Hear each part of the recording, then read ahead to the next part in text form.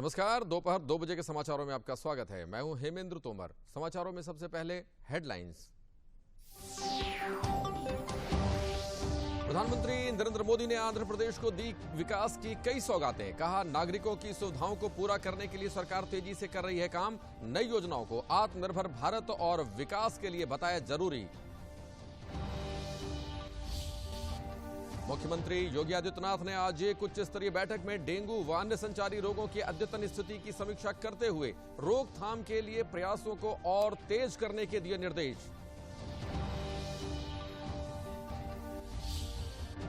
वाराणसी में 2 दिवसीय PM Gatishakti multi modal जलमार्ग शिखर सम्मेलन 2022 का आयोजन। मुख्यमंत्री योगी आदित्यनाथ ने कहा, यूपी ने हासिल की इंफ्रास्ट्रक्चर डेवलपमेंट में नई ऊंचाइयां। और मदरसा सर्वेक्षण में पूरे प्रदेश में 8000 से ज्यादा मदरसे पाए गए गैर मान्यता प्राप्त। वक्फ व अल्पसंख्यक मामलों के मंत्री धर्मपाल सिंह ने कहा, 15 नवंबर के बाद होगा गैर पंजीकृत मदरसों पर फैसला। समाचार विस्तार से। प्रधानमंत्री नरेंद्र मोदी ने आंध्र प्रदेश के विशाखापट्टनम दौरे पर कुल 10,500 करोड़ रुपए से अधिक की परियोजनाओं की आधारशिला रखी और राष्ट्र को समर्पित किया। उन्होंने 7,600 करोड़ रुपए की परियोजनाओं का शिलान्यास किया और 3,128 करोड़ रुपए की परियोजनाओं का लोकार्पण भी किया। इसमें विशाखापट्टनम फिशिंग हार्बर के आधुनिकीकरण की आधारशिला भी रखी गई, जो 150 करोड़ रुपए की लागत से बनकर तैयार होगा। वहीं उन्होंने शिलानगर से कॉन्वेंट जंक्शन तक बनने वाली रोड का भी शिलान्यास किया। यह 566 करोड़ रुपए की लागत से बनेगी। इसके चौड़ीकरण का कार्य किया जा रहा है।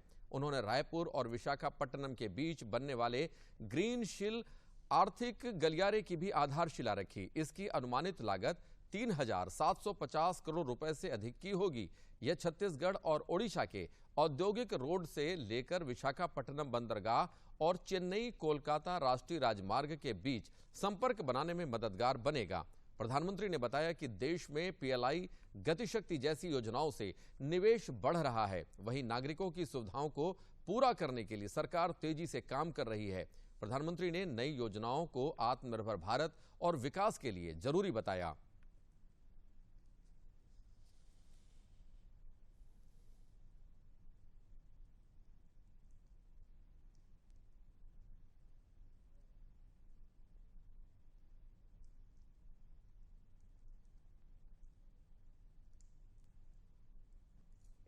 जरूरी बताया। ये योजनाएं इंफ्रास्ट्रक्चर से लेकर ईज ऑफ लिविंग और आत्मनिर्भर भारत तक कई नए आयाम खोलेगी, विकास को नई ऊंचाई पर ले जाएगी। मैं इसके लिए आंध्र प्रदेश के सभी निवासियों को हृदय से बहुत बहुत बधाई देता हूं।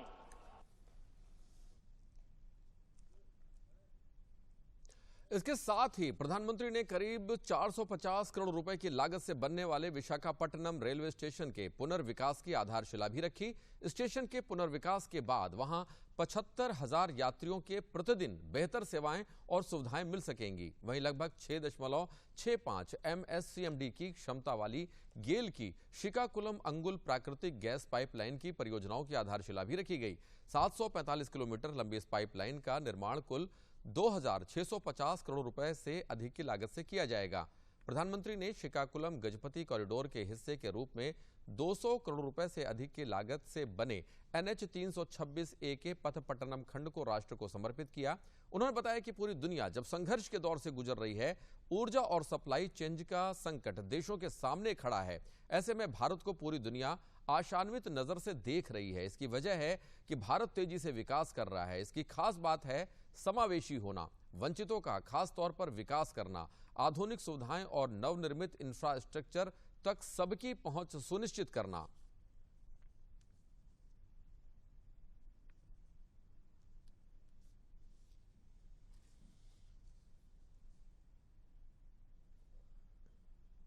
हमारा विजन है समावेशी विकास का, इंक्लूसिव ग्रोथ का। हम कभी इसे लेकर दुविधा में नहीं फंसे। कि हमें पोर्ट पर ध्यान देना है कि हाईवे पर। हमने इंफ्रास्ट्रक्चर के विकास को लेकर के नई अप्रोच अपनाई। हमने विकास के इंटीग्रेटेड व्यू को महत्व दिया। आज जिस इकोनॉमिक कॉरिडोर की नींव रखी गई है उसमें 6 लेन वाली सड़क का प्रावधान है। पोर्ट तक पहुंचने के लिए एक अलग सड़क भी बनाई जाएगी। गतिशक्ति प्लान से न सिर्फ इंफ्रास्ट्रक्चर निर्माण की रफ्तार तेज हुई है, बल्कि इससे परियोजनाओं पर लगने वाला खर्च भी कम हुआ है।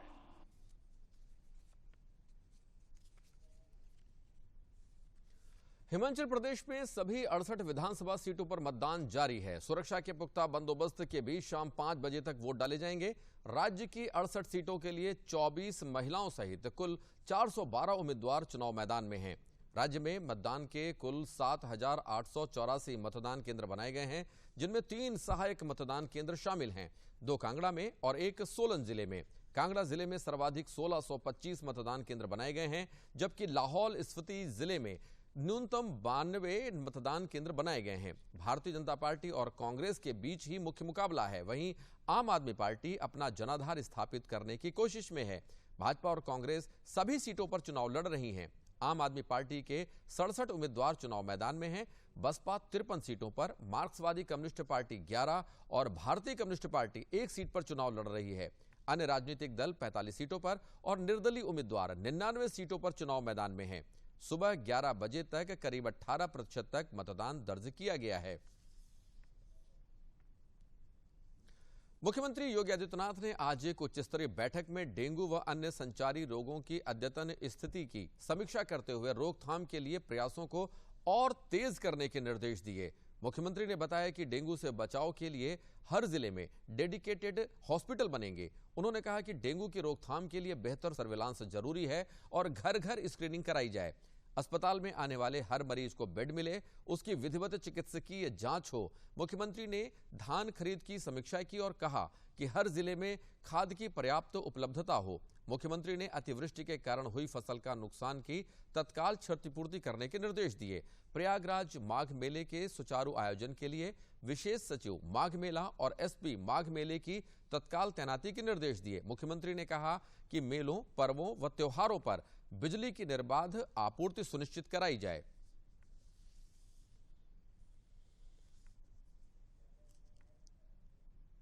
वाराणसी के बड़ा लालपुर स्थित दीनदयाल हस्तकला संकुल में 2 दिवसीय पीएम गति शक्ति multi modal water veg international summit 2022 का आयोजन किया गया। सम्मेलन में विचार व्यक्त करते हुए प्रदेश के मुख्यमंत्री योगी आदित्यनाथ ने कहा कि आज तकनीक के सहारे उत्तर प्रदेश सहित पूरा देश तरक्की कर रहा है। समाज के किसी भी वर्ग में तरक्की के लिए तकनीक का बहुत बड़ा योगदान होता है।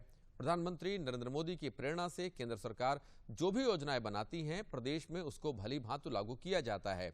कोरोना जैसी महामारी से निपटने में भी तकनीक ने अपना महत्वपूर्ण योगदान दिया। कार्यक्रम में केंद्रीय जहाज रानी मंत्री सर्बानंद सोनोवाल ने कहा कि प्रधानमंत्री नरेंद्र मोदी की अगुवाई में देश के लोगों की आय की वृद्धि के लिए विभिन्न प्रकार की योजनाओं का संचालन किया जा रहा है।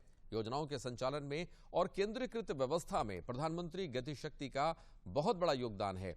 जल क्षेत्र में आय की संभावनाओं को बढ़ाने के लिए इस प्रकार के सम्मेलनों का बहुत बड़ा महत्व है। जल मार्ग में अपार संभावनाएं भी हैं।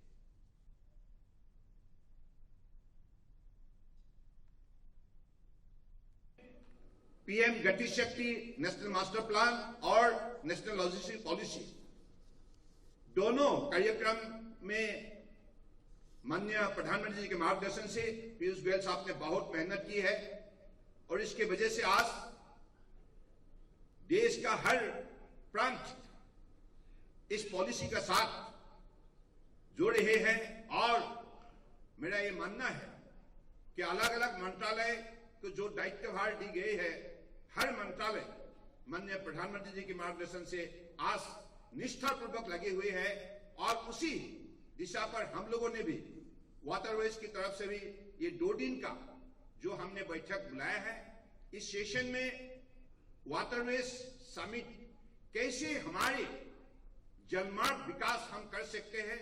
माननीय प्रधानमंत्री जी ने जलमार्ग विकास के जरिए जनता की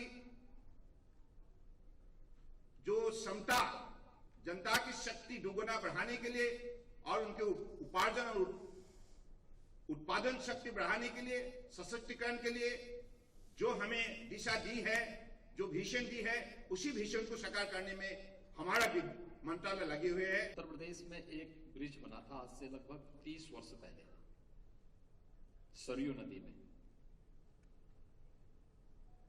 उस पे हर वर्ष रिपेयरिंग का कार्य करना पड़ता है।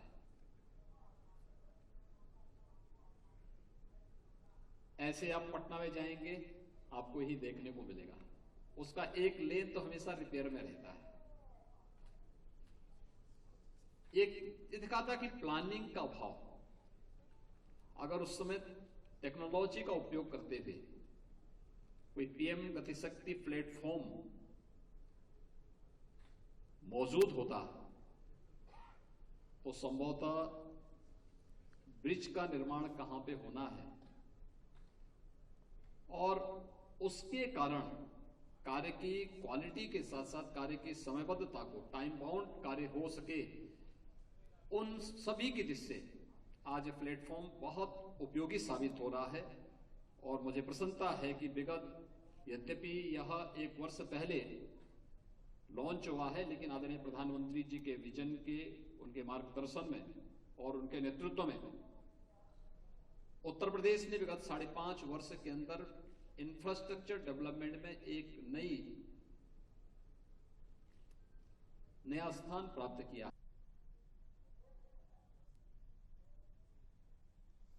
समाचार अभी और भी हैं, लेकिन पहले लेते हैं यह विराम।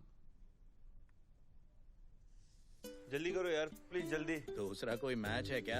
ऐसा ही कुछ है यार, बैंक जाना है दादाजी को लेके। हाँ यार, उम्र होने पर कभी कभी मदद तो लगती है, पर बैंकिंग में नहीं। वैसे भी आरबीआई कहता है सीनियर सिटीजन सबसे पहले। अगर आप 70 साल से ऊपर हैं और आप बैंक नहीं जा सकते तो बैंक आएगा आपके पास जरूरी सेवाएं लेकर, वो भी वाजिब दरों पर। सीनियर सबसे पहले। आरबीआई कहता है जानकार बनिए, सतर्क रहिए।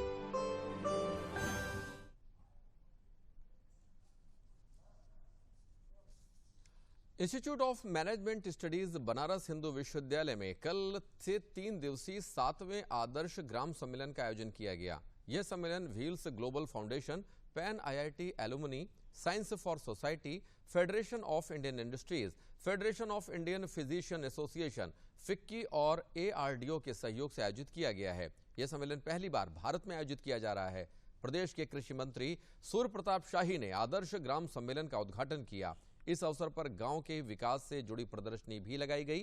कार्यक्रम में कृषि मंत्री ने सरकार द्वारा ग्राम विकास के लिए किए जा रहे कार्यों के बारे में लोगों को जानकारी दी। कृषि मंत्री ने कहा कि प्रवासी भारतीयों द्वारा यह जो सम्मेलन आयोजित किया जा रहा है, उससे निश्चित तौर पर सतत ग्रामीण विकास में काफी मदद मिलेगी।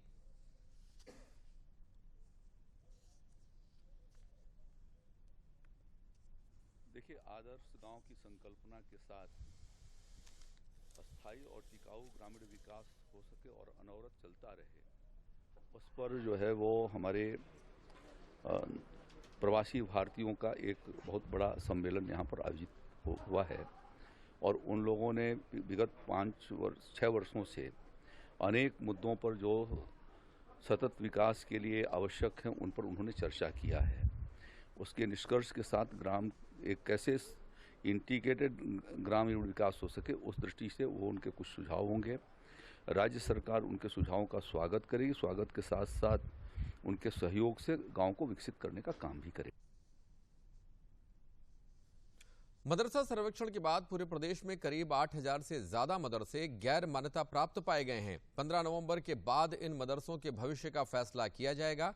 यह बात उत्तर प्रदेश के वक्फ व अल्पसंख्यक मामलों के मंत्री धर्मपाल सिंह ने कही। बरेली पहुंचे प्रदेश के मंत्री धर्मपाल सिंह ने जिले के आला अधिकारियों के साथ बैठक की और गौशाला में गायों के रखरखाव को लेकर निर्देश भी दिए। बैठक के बाद मंत्री धर्मपाल सिंह ने आयोजित प्रेस वार्ता में कहा कि 15 जिलों की सर्वेक्षण की रिपोर्ट अभी आनी बाकी है। रिपोर्ट आने के बाद गैर मान्यता प्राप्त मदरसों के भविष्य का फैसला किया जाएगा। वहीं उन्होंने मैनपुरी से सपा नेता डिंपल यादव के चुनाव लड़ने पर कहा कि सपा उनके परिवार की पार्टी है, इसलिए उन्हें टिकट दिया गया है। भाजपा लोकतांत्रिक पार्टी है, लोकतांत्रिक ढंग से टिकट का फैसला लिया जाएगा।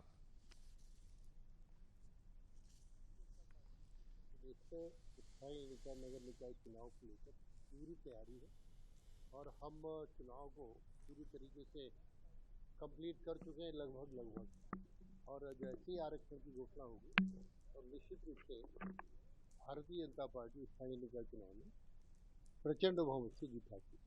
प्रजातंत्र में चुनाव तो सब लड़ते ही हैं।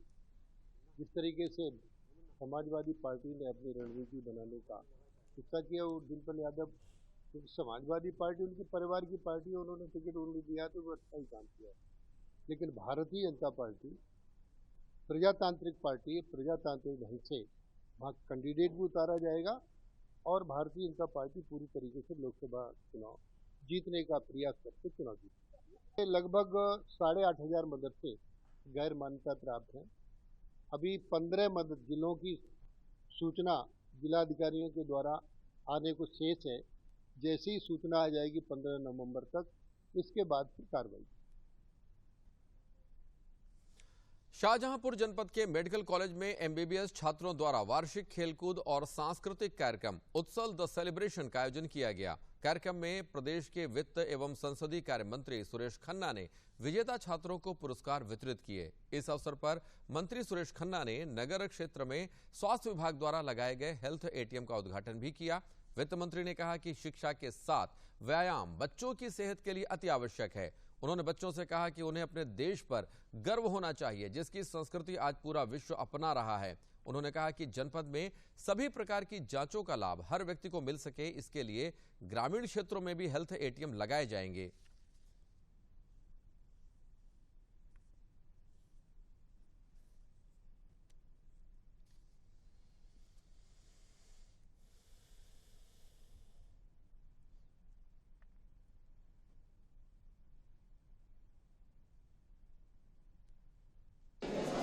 घंटों की पढ़ाई होती है, सबसे ज़्यादा व्यस्त लोग रहते हैं पढ़ने वाले डॉक्टर। उनके लिए ये 3 नवंबर से लेकर 12 नवंबर तक जो उत्सव या एक्स्ट्रा करिकुलर एक्टिविटीज़ या कल्चरल और स्पोर्ट्स का जो कार्यक्रम रखा, ये बहुत उपयोगी है और इससे काम करने में एक रुचि बढ़ती है, क्योंकि एक सी लाइफ लीड करते करते करते करते कभी कभी बोरियत होती है। इसलिए ये इस प्रकार के कार्यक्रम जो कार्य क्षमता को भी बढ़ाते हैं और रुचि को भी। इलेक्ट्रिकल और इलेक्ट्रॉनिक्स उद्योग का सबसे बड़ा stand alone showcase Elecrama 2023 India expo mart greater Noida में 18 से 22 फरवरी 2023 तक आयोजित किया जा रहा है। इसी को लेकर लखनऊ में एक कॉन्फ्रेंस का आयोजन किया गया, जिसमें Indian electrical and electronics manufacturers association ने उत्तर प्रदेश के बिजली क्षेत्र के वरिष्ठ अधिकारियों के साथ एक इंटरैक्टिव सत्र की मेजबानी की। इलेक्रामा 2023 के अध्यक्ष जितेंद्र अग्रवाल ने कहा कि इलेक्रामा का 15वां संस्करण मुख्य रूप से विभिन्न क्षेत्रों में नवाचार और भविष्य की प्रौद्योगिकियों को प्रदर्शित करने पर केंद्रित होगा। उन्होंने कहा कि उद्योग के विकास और सफलता के लिए कुछ क्षेत्रों में स्टार्टअप और नए व्यवसायों सहित भविष्य में असीमित व्यावसायिक अवसर मौजूद हैं, जहां बड़े पैमाने पर पूंजी निवेश किया जा रहा है। दुनिया में बिजली से संबंधित जनरेशन हो, ट्रांसमिशन हो, डिस्ट्रीब्यूशन हो, उसके सारे उपकरण का और जितने भी प्रकार के बिजली से रिलेटेड काम होते हैं, इस एग्जीबिशन में हम शोकेस करते हैं। ये दुनिया की सबसे बड़ी एग्जीबिशन है बिजली के यंत्रों की, और ये 2023 में 18 फरवरी से 22 फरवरी में होगी। हरियाणा, दिल्ली, गाजियाबाद, मेरठ, बुलंदशहर और हापुड़ तक फैले भ्रूण लिंग की जांच कराने वाले शातिर गैंग का जनपद हापुड़ में खुलासा हुआ है। हरियाणा पुलिस ने हापुड़ स्वास्थ्य विभाग और स्थानीय पुलिस के साथ मिलकर संयुक्त कार्रवाई करते हुए भ्रूण लिंग की जांच कराने वाले 6 लोगों को गिरफ्तार किया है, जिसमें एक महिला भी शामिल है। पकड़े गए सभी आरोपी अलग अलग स्थानों पर भ्रूण लिंग की जांच कराते थे और उनसे रुपए ले लिया करते थे। आरोपियों के पास से 10,000 रुपए की नकदी भी प्राप्त हुई है। भ्रूण लिंग की जांच की सूचना पुख्ता करने के लिए स्वास्थ्य विभाग की टीम ने अधिकारियों से संपर्क किया और 2 चिकित्सकों की अगुवाई में एक टीम का गठन किया गया।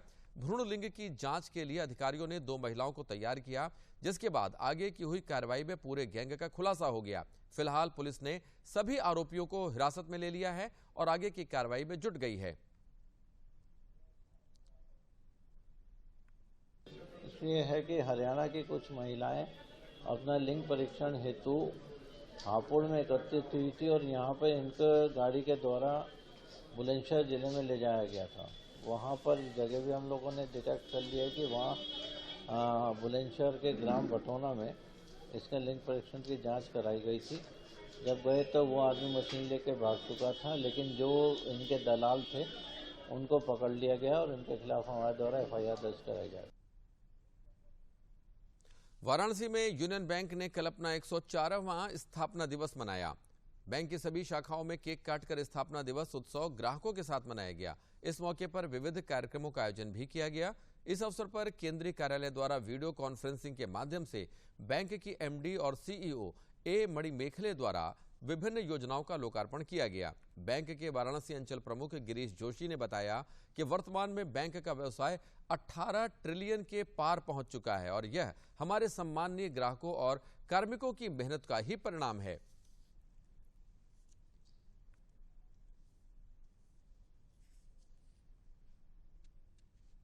जो हमारे प्रोडक्ट्स हैं, जो प्राइसिंग है वो बेस्ट है और यूनियन बैंक ऑफ इंडिया अपनी कस्टमर सर्विस के लिए जाना जाता है और वाराणसी क्षेत्र में ये हम लोग का सौभाग्य है कि 50 साल से हम लोग यहाँ सर्विस दे रहे हैं और बीइंग लीड बैंक जो जिले की जो भी स्कीम है गरीबी उन्मूलन की, फाइनेंशियल इंक्लूजन की, उस स्कीम को बनाने की जिम्मेदारी, उसके क्रियान्वयन की जिम्मेदारी यूनियन बैंक ऑफ इंडिया के पास है। राष्ट्रीय विधिक सेवा प्राधिकरण नई दिल्ली और राज्य विधिक सेवा प्राधिकरण लखनऊ के तत्वावधान में आज रायबरेली के दीवानी न्यायालय परिसर में राष्ट्रीय लोक अदालत का आयोजन किया गया। कार्यक्रम का उद्घाटन जिला विधिक सेवा प्राधिकरण के अध्यक्ष अब्दुल शाहिद ने किया। उद्घाटन सत्र के संबोधन के दौरान जिला विधिक सेवा प्राधिकरण के अध्यक्ष व जिला जज अब्दुल शाहिद ने लोक अदालत की महत्ता पर प्रकाश डालते हुए कहा कि जनता को अपने वादों के निस्तारण का यह एक सशक्त प्लेटफॉर्म मिला है। यहाँ पर निस्तारित मामलों की अच्छाई ये है कि यहाँ पर निस्तारित मामलों की सुनवाई बाद में कहीं और नहीं की जा सकती।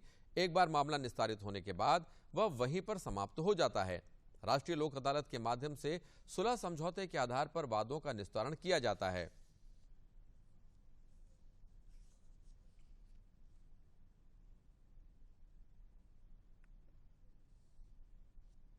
राष्ट्रीय लोक अदालत का आयोजन पूरे भारतवर्ष में किया जा रहा है, जिसके पैटर्न इन चीफ माननीय मुख्य न्यायाधीश माननीय सर्वोच्च न्यायालय और उत्तर प्रदेश में माननीय मुख्य न्यायाधीश इसके पैटर्न इन चीफ हैं।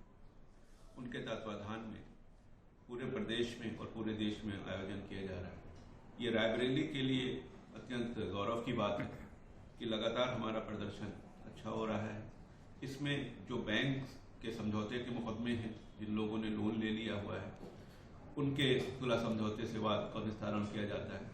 चेक बाउंस के जो केसेस हैं उसमें सुलह समझौते से निस्तारण किया जाता है।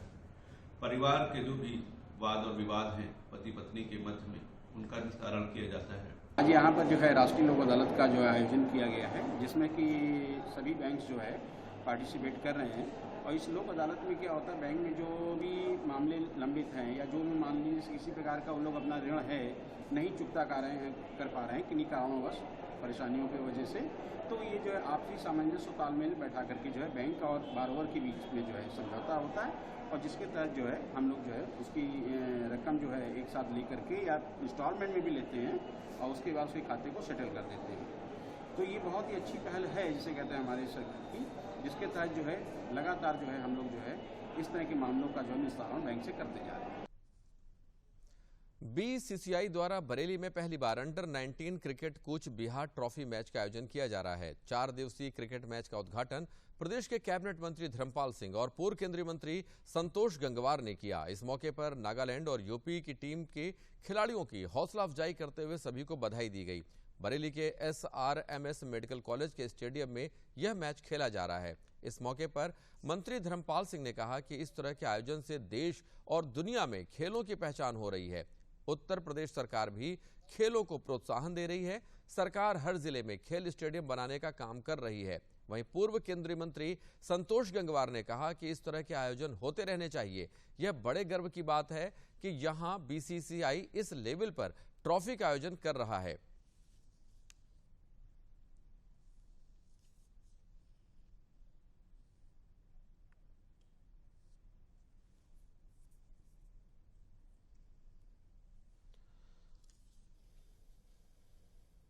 उत्तर प्रदेश सरकार खेलों को महत्व देने का काम कर रही है। देश में, दुनिया में खेल के नाम से देशों की पहचान होती है और आज बरेली की पहचान वैसे भी है, लेकिन खेल के नाम से मैं देवमूर्ति जी को बहुत बधाई देना चाहता हूं। उन्होंने नागालैंड और उत्तर प्रदेश की टीम का यहाँ जो प्रोत्साहन देकर खेल में आयोजन किया उसके लिए बधाई। और खेल प्रदेश को, देश को बहुत महत्वपूर्ण है और योगी सरकार खेल में हर जिले में एक प्ले ग्राउंड, स्टेडियम बनाने का एक लक्ष्य लेकर काम कर रही है। हम वास्तव में BCCI को धन्यवाद देंगे कि उन्होंने बरेली और विशेष तौर से राममूर्ति जो मेडिकल कॉलेज, इंजीनियरिंग कॉलेज है, इसके संस्थापकों को बहुत बहुत शुभकामनाएं देंगे। उन्होंने मैदान इस योग बनाया कि BCCI ने चयन किया और यहाँ पर कूच बिहार ट्रॉफी का मैच हो रहा है। क्रिकेट के इतिहास में मैं कहूँगा कि आज पहली बार BCCI अधिकृत कोई मैच बरेली में कराया जा रहा है और ये हमारा सौभाग्य है कि श्री राममूर्ति स्मारक क्रिकेट स्टेडियम जो इंजीनियरिंग कॉलेज में स्थापित है, वहाँ पे BCA द्वारा, बरेली क्रिकेट एसोसिएशन द्वारा इस मैच का आयोजन यहाँ किया जा रहा है। और उत्तर प्रदेश क्रिकेट एसोसिएशन ने इस ग्राउंड को निरीक्षण करने के बाद इस्लाम को पाया कि वो एक होम मैच यहाँ पे उत्तर प्रदेश और नागालैंड की टीम के बीच में करा सके। उनका बहुत बहुत धन्यवाद। लखनऊ में 2 दिवसीय रंगारंग सांस्कृतिक महाकुंभ मिक फेस्ट 2022 का आयोजन किया गया। कार्यक्रम में छात्र छात्राओं ने कहानियां सुनाकर अपनी कला का प्रदर्शन किया। कार्यक्रम में पैंटोमाइम में छात्रों ने माइम प्रस्तुत करते हुए बिना शब्दों का इस्तेमाल किए कार्यक्रम का मनोरंजन किया।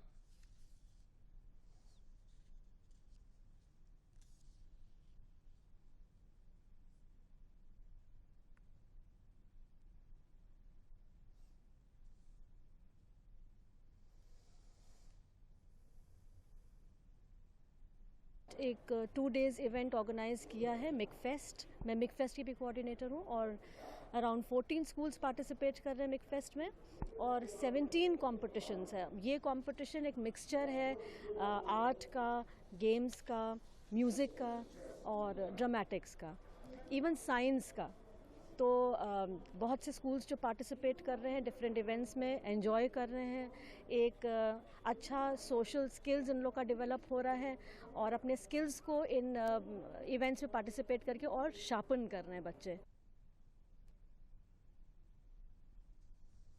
प्रयागराज में विद्या भारती अखिल भारतीय शिक्षा संस्थान द्वारा ज्वाला देवी विद्या मंदिर के प्रांगण में आयोजित 3 दिवसीय अखिल भारतीय संस्कृति महोत्सव में भारतीय संस्कृति का बोध कराने वाली प्रदर्शनी का लोकार्पण किया गया।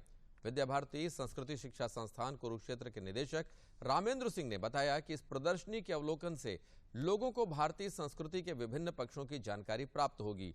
प्रदर्शनी में उत्तर प्रदेश और प्रयागराज के महत्वपूर्ण सांस्कृतिक तथा आध्यात्मिक दर्शनीय स्थलों का सचित्र वर्णन किया गया है।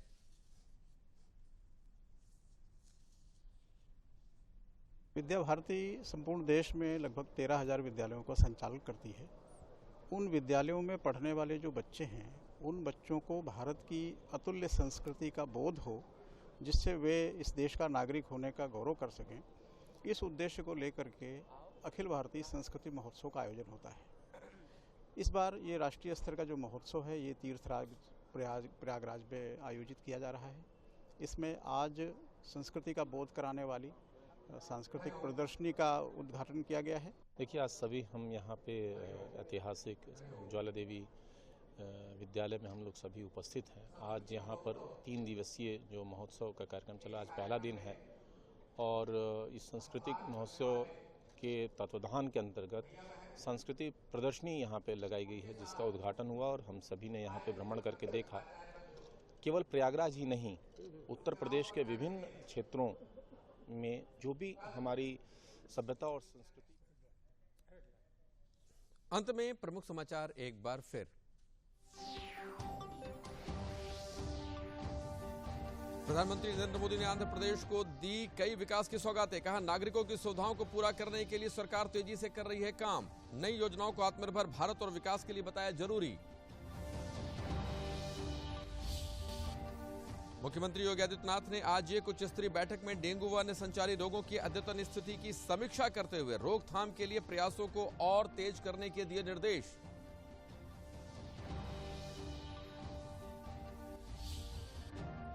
वाराणसी में 2 दिवसीय पीएम गति शक्ति मल्टी मॉडल जलमार्ग शिखर सम्मेलन 2022 का आयोजन। मुख्यमंत्री योगी आदित्यनाथ ने कहा, यूपी ने हासिल की इंफ्रास्ट्रक्चर डेवलपमेंट में नई ऊंचाइयां।